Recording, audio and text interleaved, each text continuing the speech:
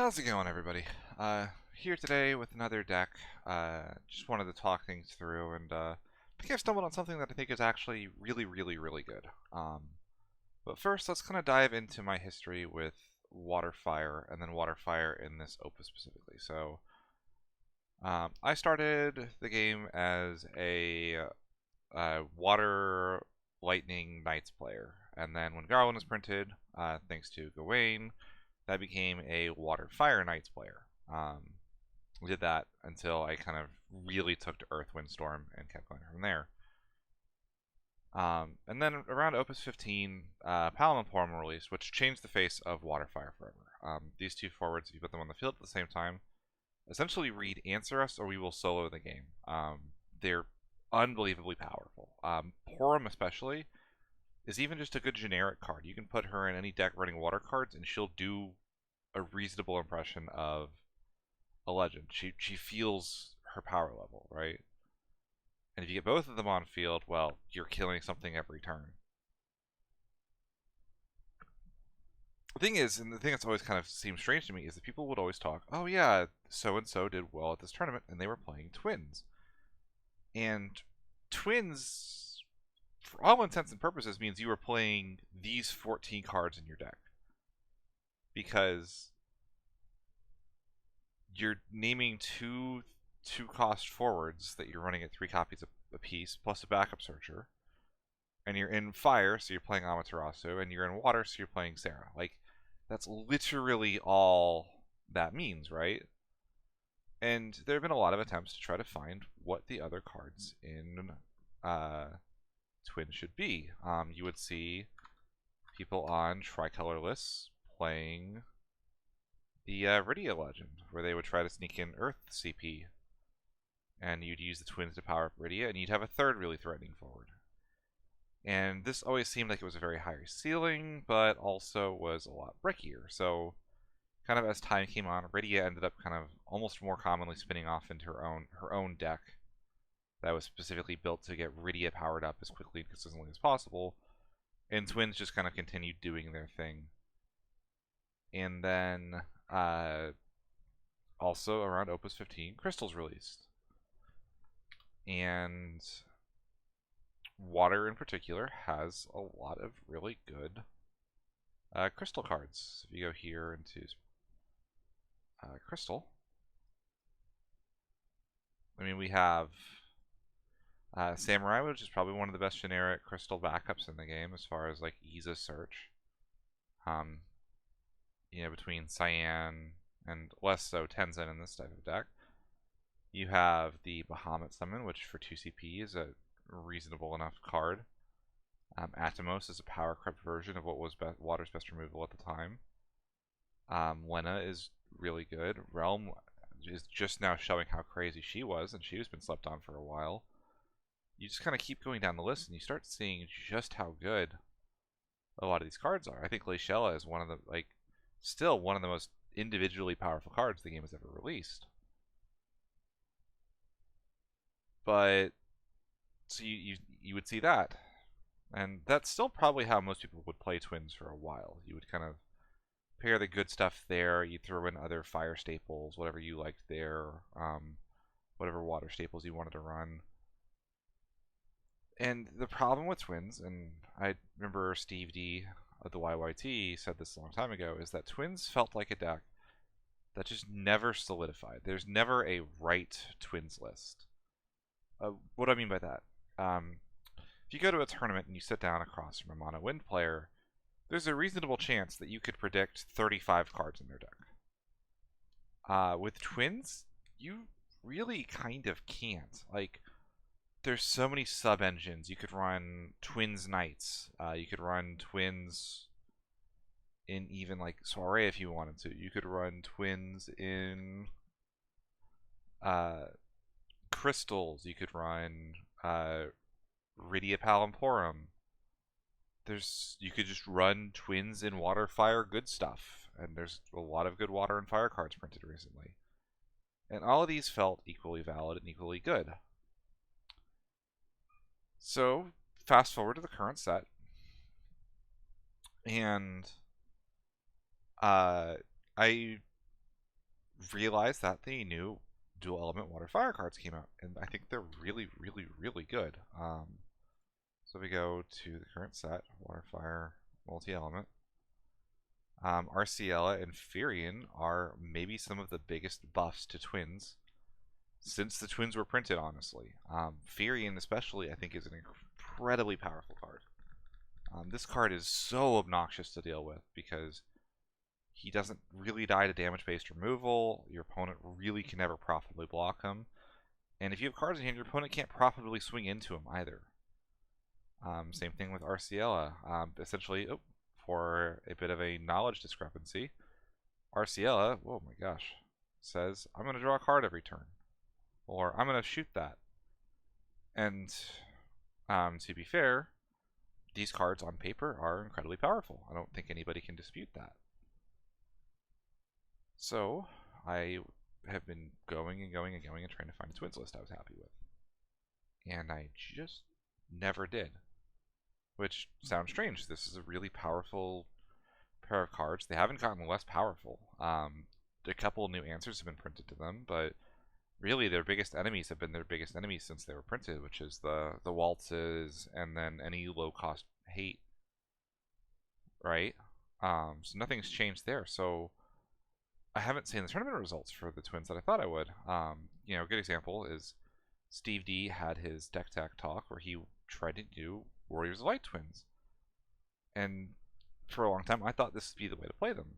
And then I kind of played it, and this Ferris has just never really felt great to me. There's a weird disconnect where getting to damage 3 feels like it's too late for the search effect, and then even if you did get the search effect off, she doesn't do the ping on the forward she searches, and then you have to like get this 2-card combo in hand, which one of them is a 3-cost forward, so you've got to hold a backup for them, as opposed to what you can with like Melusine Lilith. And you start seeing really where I'm going with this. Like, the 2-card combo doesn't outright win you the game. In fact, there's a lot of cards that just outright do not care when you assemble the Ferris Luna combo.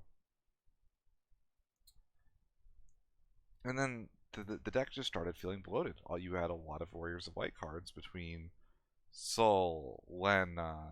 The Lunith doesn't do that much without Ferris on field, and Ferris really doesn't do anything unless she either lives a turn or there's multiple Warriors of Light on the field.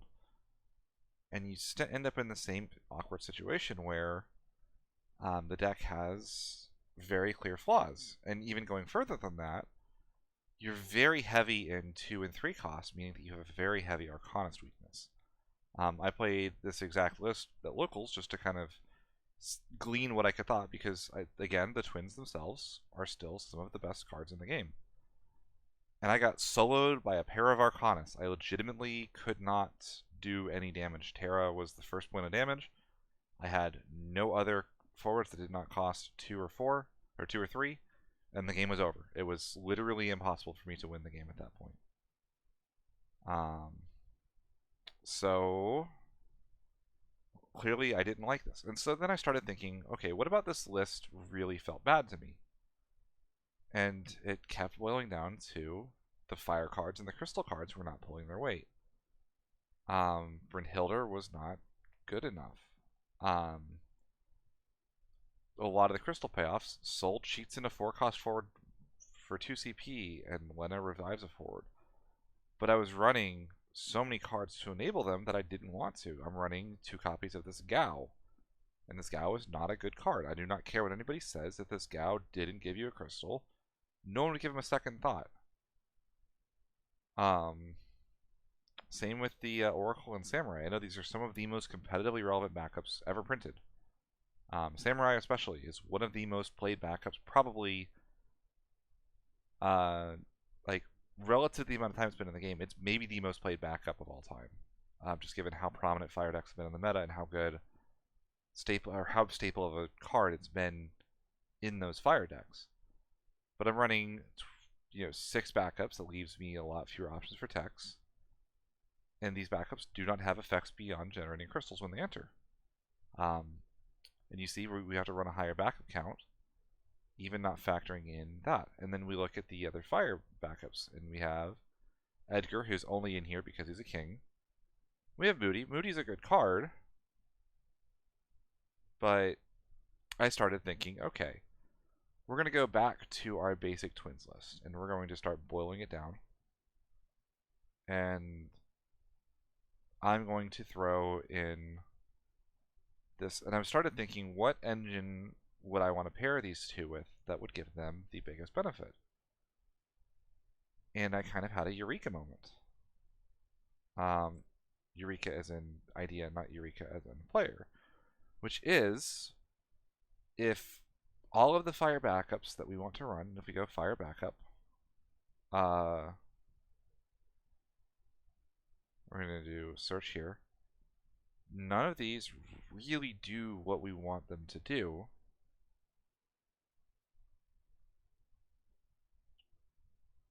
Right? Like, we're looking to kind of have a mid-range game, scale a little bit. Even fire staples like Kuchaspel are necessary because Porum handles situations where Palom doesn't kill things. So, but if we're not running our backups and we're not happy about that, why are we running the fire backups? And normally the answer would be, well, because you have to. But there is a water 2 CP backup that taps for fire CP. So let's slot 3 copies of 4th Moogle in. Okay, we're getting there on our backups. We have now 8 backups. And the reason that we're doing this, if you haven't figured it out already,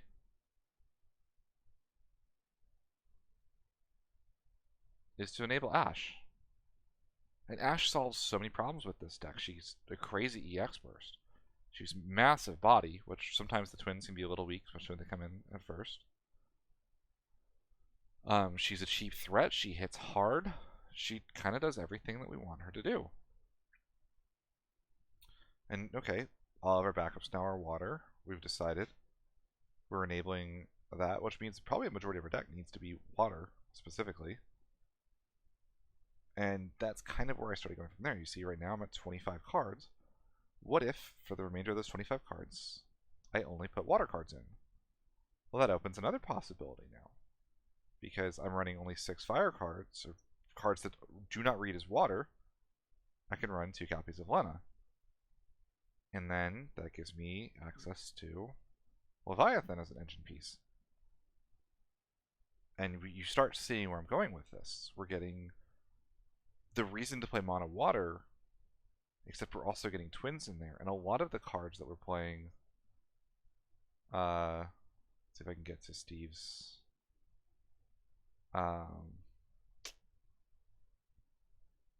water list. A lot of the bad water cards, we don't have to run them because we're running better versions of them. Thanks to the access to fire. If we go to turn it to meta.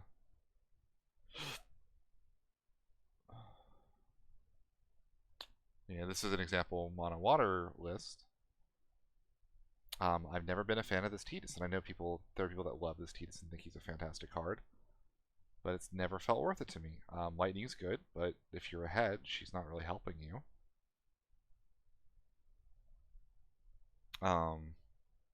Without a ton of bounce synergy, Trost doesn't do that much. He's a solid 1 of. And you start going down the list of that, and I started kind of going, okay, what can I do to make room for the fire cards I want to run? The Palom, the Firion, the Arciela, and the Amaterasu. And I guess about 14 minutes, here's where I go and actually show my deck list. This is Mono Water Twins. So let's go kind of bit by bit here and kind of explain the logic on all of this. And as always, let's start with our backups. So you, Sarah and Princess Sarah, it's the best water backup engine. You know, gets you 2 backups pretty quickly, gives you the ability to curve out. I actually almost resent Princess Sarah a bit at this point. I might even switch her for Gordon eventually. But there is no denying it's nice to tap a backup and get a passable enough backup. And then going further, we have our 3 class 4th Moogle so that we can cast our fire cards without having to have another one in hand. From there, I need to get enough backups where I feel comfortable that I can get to that 5 backup count. The Sarah Moogle Princess Sarah is going to give us 3, so I wanted a certain number of backups, and I wanted most of them to have EX. So Hilda is a secondary Sarah search target that also has an EX burst, and then if the game goes late, she can revive Firion for a lethal push, or she can revive Lena for a lethal push. Just nice utility for the card. Leonora, EX burst searches a twin, can't hate that. At this point, I was kind of at a bit of an impasse. I was like, okay, what are the last ones I do? I was originally going to play these Geomancers. And I kind of thought about it, and I said, well, why would I do that? I'm going to run maybe 3 more backups. Why do I need a standard unit when I have Waka, which is a 1 CP backup with an EX burst, and I have Thornton, which is technically a 3 CP backup with an EX burst, but the EX burst wins you the game when it happens, it feels like. Nice little one of. And then I don't, why not throw a unit in there? I've got Sildra and plenty of other cards. It probably isn't a bad one of. And honestly, I even consider swapping the unit for a Yagrosh potentially in the future. So there's the backups. As far as the forwards, we got our twins. We got 3 copies of Firion, the 2 copies of Arciella, and sure, I'm not going to have a lot of fire cards, so maybe she never deals a 7k, but now Arciella becomes brain dead. I don't have to curate a hand. I don't have to say, ooh, I've got 2 and 2, so what do I do? It's like, no, when I draw my 2 cards return, I'm going to have 2 water cards. So as long as I go to battle phase with 3 cards in hand, RCL is probably online. And sure, I'm giving information to my opponent, but I don't have to show them the cards excuse me, that are really important. My opponent knowing I have a Sildra in hand doesn't matter the same way that knowing I have an Amaterasu, right? So I think Arciella feels better in this list than she ever has in a very heavy water-fire list. Yuzuki is another way of kind of bumping that fire count a little bit if we need to hard cast anything. The other nice thing about Arciella and all these cards is it's very easy to just have a backup and pitch a fire card for them. So I feel pretty good about those. You see I've got the Lena and Leviathan and Ash, the mono water payoffs. And then from there I have 1 copy of Orin for a bit of protection, 1 copy of Yuzuki as a bit more protection, and then Alfino is just a generically really nice card when he comes up. He either helps you dig into your deck to find your power cards when you need them, or late game he just kind of behaves like Hilda and just wins you the game sometimes, it feels like. The summons, I wanted to go... you had to go 3 Amaterasu, and then if you're on the Lena Leviathan, I really find that Sildra is just ludicrously good, and we also really want our class 4ths. So if you haven't seen the combo, if you cast Sildra, your opponent has a window to respond to Sildra, right? But oftentimes, how many summon cancels are there in the game? There's not that much time for them to really notice. So you cast Sildra, and then you search Leviathan Lena, right? Your opponent cannot respond at that point because you have priority again. So you cast the Lena by discarding the Leviathan. Lena does not have an entry effect, so your opponent can't respond there. And even if they did, you can use Lena's effect immediately to revive the Leviathan. And the only window they ever had to stop you from firing the Lena was canceling the Sildra, which is very difficult to do. I genuinely think this card needs to be banned, by the way. And then I wanted some EXs. Unfortunately, I thought about Remora versus Leviathan, but I really like the recovery option that Leviathan gives. Being able to get back, a copy of Firion for a lethal push, or the Porum for a lethal push. In a deck without recursion just felt too good to ignore. Same for like a late game Lena. And then Cucullin is just a really generically nice, useful EX burst summon, but if you want to turbo through the deck a little faster, you can definitely make a poo-poo in this slot. As for the monsters, I went for a slightly lower count than a traditional mono water list would be, but I went with 3 Blue Worm. This guy is maybe the most innocuous broken card I've ever seen. He's just free. He sits there off to the side, and if you're going to die, he becomes the emergency blocker, but otherwise, he just sits there until it's time to go for game, and then he just conga lines in with his friends and kills you, your opponent. You see it, you pitch the worst card in your hand, and you cast a blue worm, and you get a better card. These guys are, for a common, I can't believe it doesn't say draw one, discard one. Like, that's what every single other one of these guys did. For like the cheap monsters like this.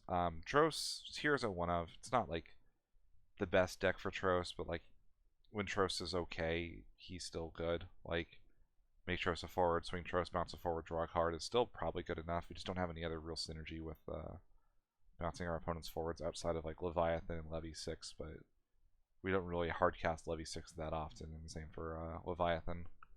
So it's just nice when he's there. And then running it out, we have the 2 Echidna because we're on Sildren and Amaterasu. And when you're on Sildren and Amaterasu, Echidna feels pretty solid. And we've got, you know, our 11 summons, so Echidna's pretty easy to animate if we need it. So that's the list. Generally, I've been really impressed with how it's performed too. You would think that a list like this, if you're scared of the lack of fire backups, you can make Princess Sarah a fire backup. But I really encourage you to try playing it with a mono water backup line and just see how far it gets you. Maybe I'll have some gameplay of this deck in the future so that you guys can all look at it and see kind of what I see in this list. But yeah, thanks for watching, everybody.